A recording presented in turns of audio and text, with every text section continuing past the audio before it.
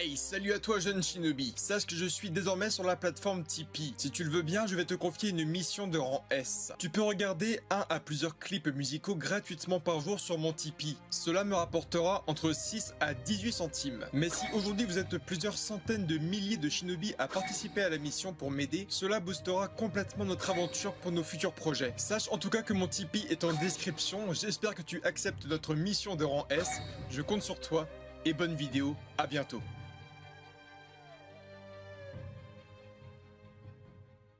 Hey, donc salut à toutes et à tous les amis, c'est donc Darkos et aujourd'hui, deuxième petite review sur le dernier épisode de Boruto parce qu'il y a beaucoup de points qu'en fait je n'ai pas évoqués dans ma critique d'hier. Vous étiez assez nombreux à m'envoyer des commentaires pour me dire Darkos, tu ne parles absolument pas du fait que Sarada ait éveillé un Sharingan à 2 Tomoe et donc je n'avais pas du tout remarqué. Pour vous dire la vérité, en fait j'avais lancé l'épisode assez tôt le matin dès qu'il est sorti. Et donc je me suis mis dans le lit, il était sur mon écran géant. Et moi j'étais un peu loin. Et en fait sur l'apparition de ce Sharingan à 2 Tomoe, il est très discret, très rapide. Le bruit est très léger aussi de son activation.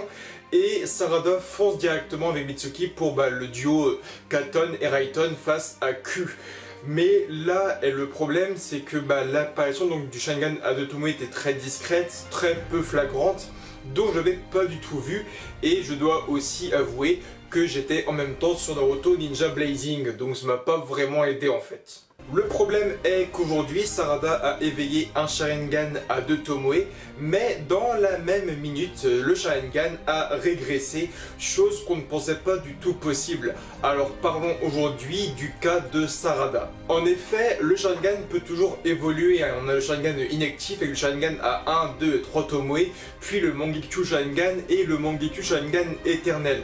Alors oui, il y a plusieurs phases d'évolution du Sharingan, mais on n'a jamais vraiment appris qu'il existait une phase de régression. Prenons par exemple le cas de Itachi avec le Mangekyo Sharingan. Effectivement, c'est une pupille qui peut rendre aveugle. Mais pour éviter tout cela, on peut se greffer l'œil d'un autre Uchiwa avec un Sharingan de même qualité et on obtient le Mangekyo Sharingan éternel. Donc oui, le Mangekyo Sharingan peut, on va dire, décroître, si on peut appeler ça comme ça, avoir une régression parce qu'il peut mener à la cécité, donc à devenir aveugle. Mais on n'a jamais vraiment vu en fait un Sharingan baisser dans son nombre de Tomoe. Pour donner l'exemple de son père, Sasuke Uchiwa, il a éveillé un Sharingan à 2 Tomoe et l'autre à un seul Tomoe face à Aku. Ça c'était assez extraordinaire, donc il a éveillé ses Sharingan, mais surtout il avait sa pupille droite qui avait 2 Tomoe. Une pupille qui lui a permis aussi d'esquiver plus rapidement, de rattraper Naruto et donc d'éviter de perdre la vie avec Naruto. C'était vraiment une chose incroyable, mais à partir de là, Sasuke a vraiment gardé un Sharingan à 2 Tomoe et 1 Tomoe. Il a éveillé sa deuxième pupille à 2 Tomoe et ensuite les 2 Sharingan à 2 Tomoe, il les a éveillés à la vallée de la fin à 3 Tomoe versus Naruto. Puis ensuite l'évolution avec Itachi et j'en passe, ça vous le savez. Mais jusqu'à aujourd'hui, avec tous les membres du clan Uchiwa, on n'a jamais vu une pupille régresser. Ça veut dire que l'œil droit de Sarada, comme son père, a éveillé un deuxième Tomoe, mais quelques secondes après, la pupille avait complètement disparu et c'est redevenu un seul Tomoe. Dans l'arc actuel de Boruto, je parle également des pupilles de Sarada qui sont pour moi un peu trop cheat pour ce qu'elles sont. Elle lance des sorts Genjutsu alors qu'elle n'a en fait pas du tout 3 Tomoe. Elle a des analyses de techniques au ralenti et tout alors qu'elle a des Sharingan à un seul Tomoe, chose que seulement le 2 Tomoe permet. Oui, le Sharingan de Sarada est très spécial, mais alors pourquoi il est spécial? On va se poser beaucoup de questions ensemble. Et pour ça, allez voir ma vidéo sur les dojutsu où je vais en fait reclasser un peu toutes les formes de Sharingan avec le 1 Tomoe, 2 Tomoe, 3 Tomoe, le Mangekyo Sharingan et le Mangekyo Sharingan éternel avec le Rinne Sharingan, etc. Mais il est vraiment important pour comprendre ma vidéo d'aujourd'hui, de comprendre ce à quoi sert le 1, 2, 3 Tomoe, surtout. Pour un résumé simple, le 1 Tomoe a des capacités, le 2 Tomoe a des capacités comme le 3 Tomoe. Sauf que là, avec Sarada, son Sharingan et ses Sharingan à 1 Tomoe avaient un peu le mélange des 3 capacités, ce qui est très spécifique. Et là on a un Sharingan qui est vraiment unique en son genre. C'est un Sharingan qui, d'après ce qu'on voit, peut régresser. Demain, via l'anime, ce que nous montrent aujourd'hui les studios Pierrot, elle pourrait très bien avoir un Sharingan à 3 Tomoe dans une scène complètement épique et dangereuse pour elle, parce que oui, un Sharingan évolue dans les scènes un peu dangereuses où le cerveau est en train de bouillir un peu niveau chakra. Mais là, en gros, on nous explique que Sarada pourrait très bien avoir un Sharingan à 3 Tomoe et il pourrait redevenir un Sharingan à 2 Tomoe.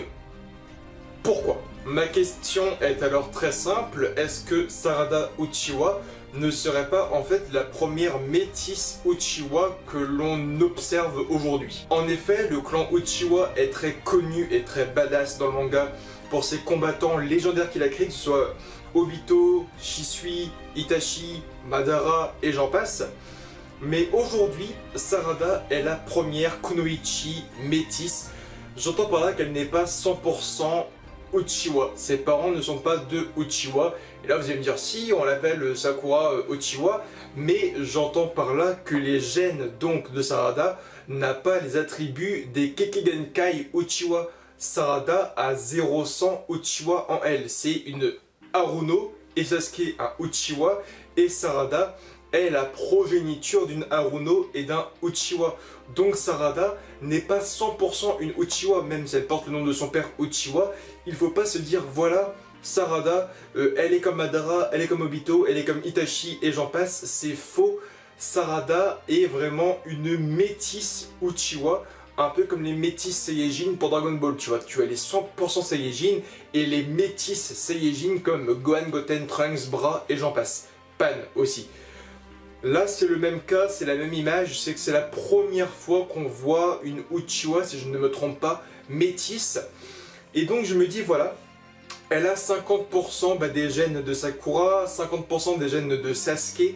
Et est-ce que le fait qu'elle ne soit pas une Uchiwa à 100%, qu'elle ait 100% des attributs Kekigenkai des gènes de l'ADN Uchiwa, lui aurait en fait conféré des Sharingan imparfaits?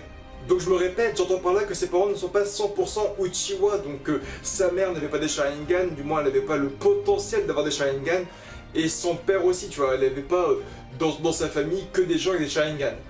Donc, est-ce que c'est le fait qu'elle soit aussi un peu l'enfant de Sakura qui lui mène un peu à cette image de se dire bon bah voilà, je suis pas 100% Uchiwa, donc mon Sharingan n'étant pas vraiment parfait peut régresser.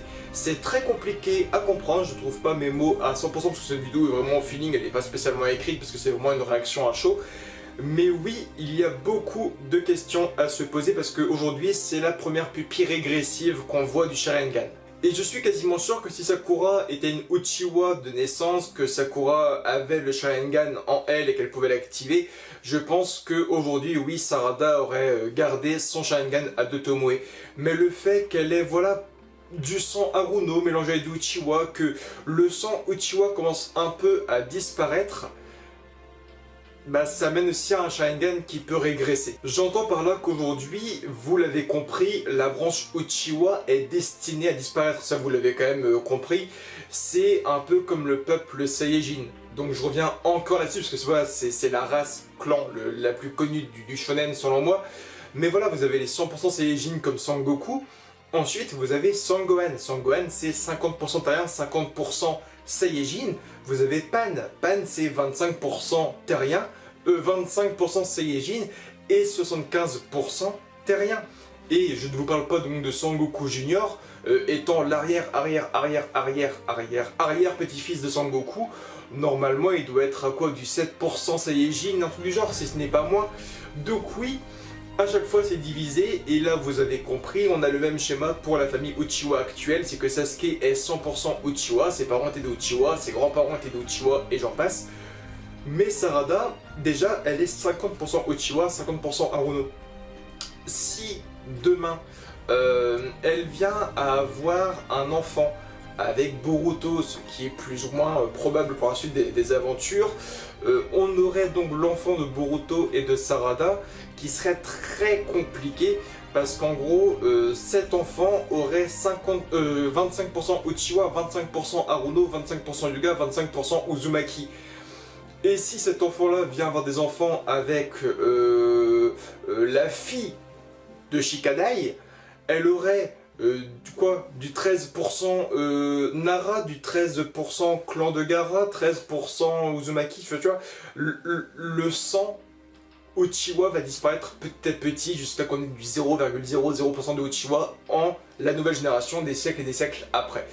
Donc voilà, c'est très compliqué à expliquer, on n'a pas vraiment de réponse aujourd'hui de la part des scénaristes, des auteurs, des animateurs ou autres de la part de l'épisode, pourquoi son Sharingan a régressé. Il faut juste comprendre que c'est la première fois aujourd'hui qu'on a un Sharingan régressif. Et je pense que c'est du fait voilà, que Sarada n'est pas en fait 100% des capacités Uchiwa, mais seulement 50%. Et voilà, sa pupille est donc sûrement vraiment différente parce que oui, aujourd'hui, un Sharingan à un Tomoe pour elle est un mélange des 3 Tomoe. Donc voilà, peut-être que toute sa vie, Sarada aura un Sharingan à un Tomoe, mais vraiment différent de ce qu'on a connu aujourd'hui. Et peut-être qu'elle aura même un pouvoir différent, tu vois. Peut-être qu'elle aura un pouvoir que jamais aucun Uchiwa n'a éveillé, parce que les Uchiwa pendant des siècles et des siècles se sont mariés entre eux, ils ont eu des enfants entre eux, c'était vraiment au sein du clan Uchiwa. Et peut-être qu'un seul Uchiwa qui fait sa vie avec une autre Kunoichi qui n'est pas du même clan peut éveiller un autre pouvoir via l'amour ou je ne sais quoi. On ne sait pas, mais sachez que voilà, Sarada aujourd'hui, elle a le premier Sharingan régressif. Ça va apporter des contraintes, mais je pense aussi des points positifs. En tout cas, vos avis en commentaire, like, commente, abonne-toi, Facebook, Twitter, Instagram et Snapchat. J'insiste toujours, mais il y a également mon Tipeee qui est en description. C'est des petites pubs à regarder, des petits clips musicaux, des petites vidéos YouTube que vous regardez. Moi, je gagne un peu d'argent derrière et ça va m'aider à m'acheter un micro, un meilleur décor, des meilleures vidéos et tout.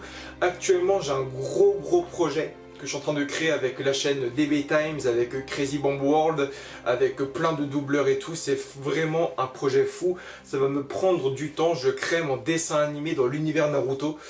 Ça prend du temps fou, mais c'est assez incroyable. Il y a plein de dessinateurs qui m'aident et tout. Ça va être vraiment fou.